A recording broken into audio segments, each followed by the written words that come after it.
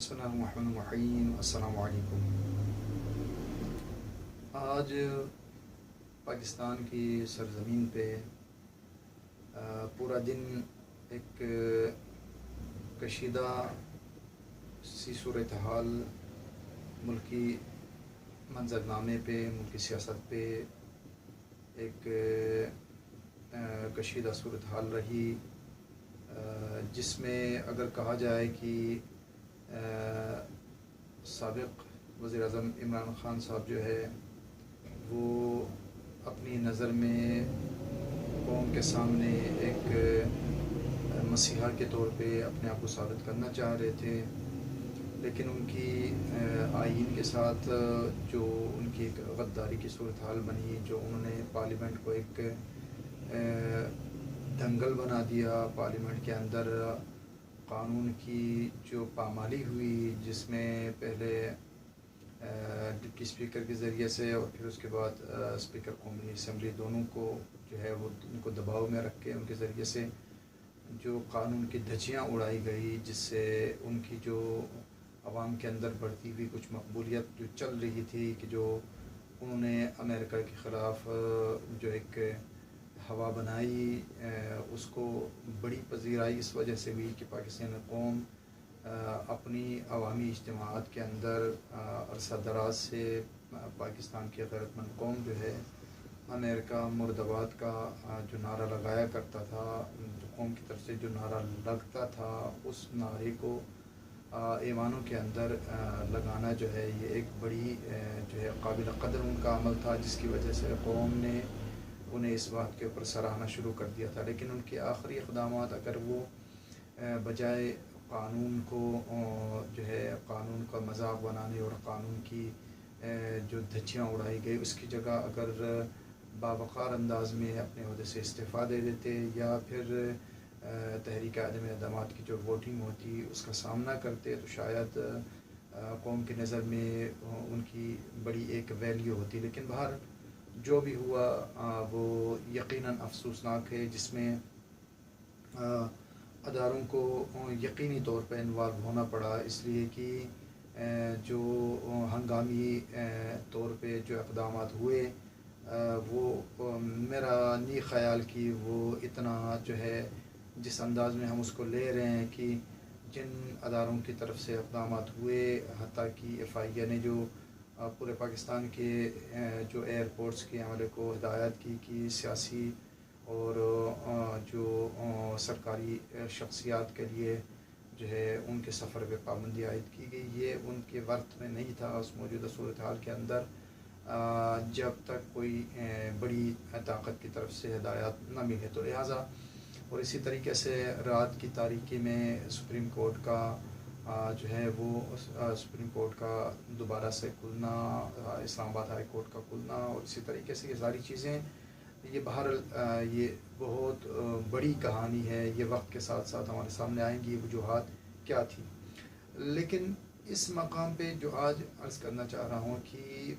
عمران خان کی جو سیاسی صورتحال وہ آنے والے وقتوں میں پتہ چلے گا کہ عمران خان کا انجام کیا ہوتا ہے اور ان کی سیاست کا کیا انجام ہوتا ہے، پی ٹی آئی کا مستقبل کیا ہوتا ہے، یہ وقت کے ساتھ پتہ چلے گا۔ اور یقینی طور پہ شاید قوم کو اس بات کی اگرچہ یہ نعرہ بھی لگ رہا ہے کہ انتقامی سیاست نہیں ہوگی، لیکن یقینی طور پہ ہر شخص کو اس بات کی توقع رکھنی چاہیے کہ بڑے پیمانے پہ انتقامی سیاست ہوگی، اس لیے کہ پارلیمنٹ کے اندر یہ جو چہرے ہیں ان میں سے کوئی بھی معصوم نہیں ہے، اور انہوں نے بڑی تلخیاں جھیلی ہیں، جس میں جو ہے وہ بڑے بڑے کرپشن کے الزامات لگائے گئے، اور افسوس کے ساتھ کہنا پڑتا ہے کہ ان الزامات کے اوپر جو کارروائی حکومت کی طرف سے ہوئی اس میں سوائے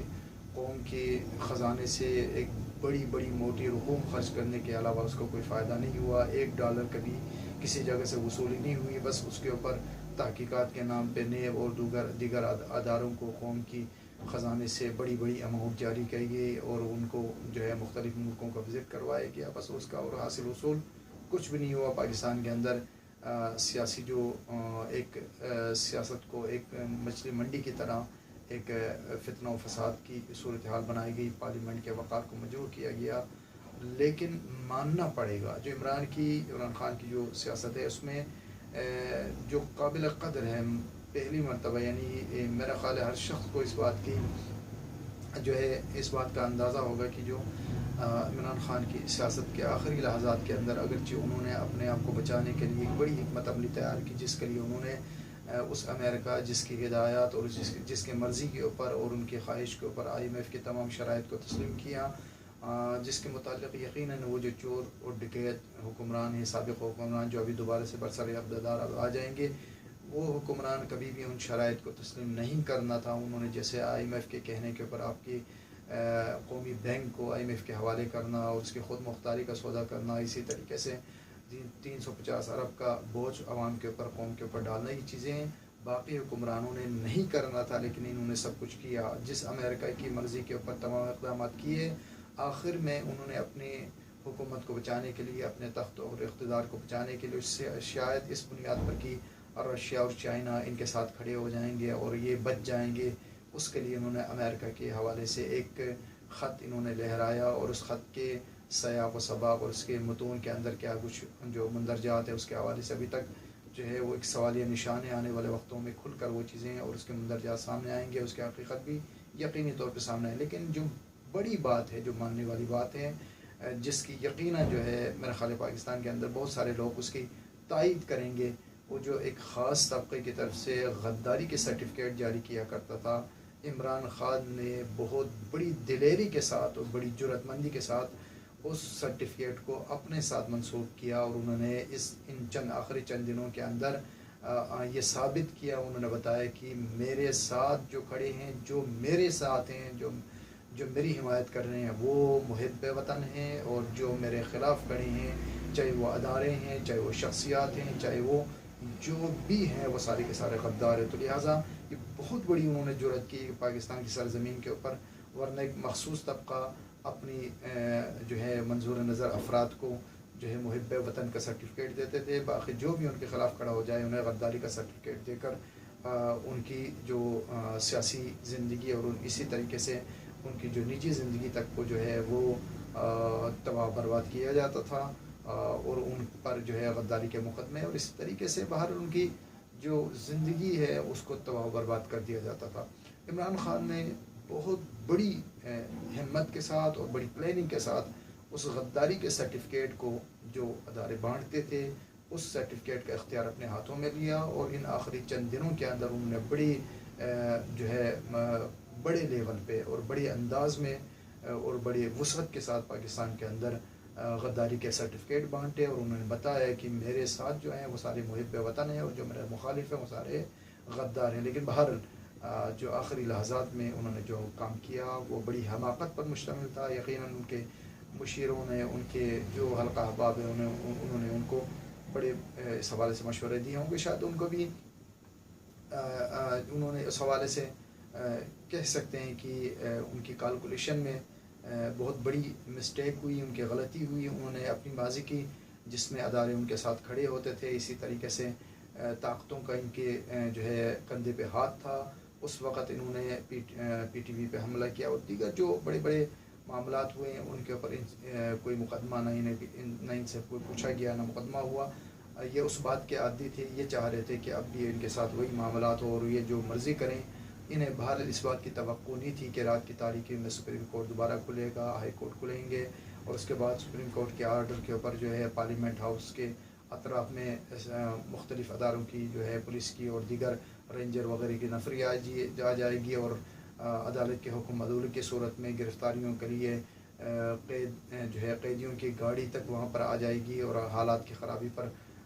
جو ہے پاکستان کے بڑے جو ہاسپٹل ہیں ان میں ایمرجنسی نافذ ہو جائے گی، اور اسی طریقے سے جو ہے وہ تمام جو اقدامات کی جو ایک ہنگامی صورتحال کے اندر اقدامات ہوتے ہیں وہ تمام اقدامات اٹھائے جائیں گے، اور انہیں آخر میں مجبور ہونا پڑے گا کہ وہ اپنی جو ہے اقتدار سے الگ ہونا پڑے۔ تو یہ چیز انہوں نے یقیناً نہیں سوچا تھا، جس کی وجہ سے انہوں نے پورے دن کو ضائع کیا، اور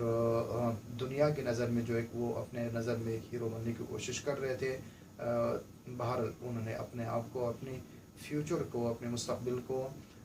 جو ہے اس پر ایک سوالیہ نشان لگایا، اور ایک پاکستان کی ہسٹری میں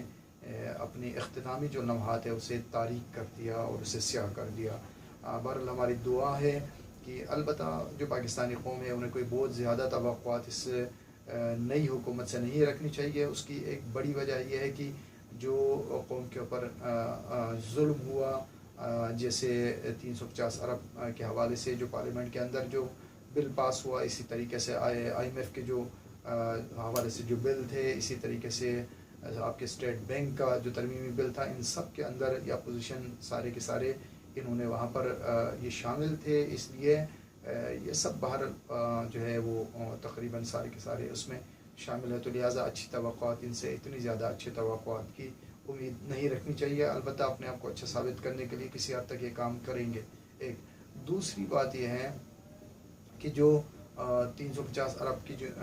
جو ان کے اوپر بوجھ لادا کیا ہے، اس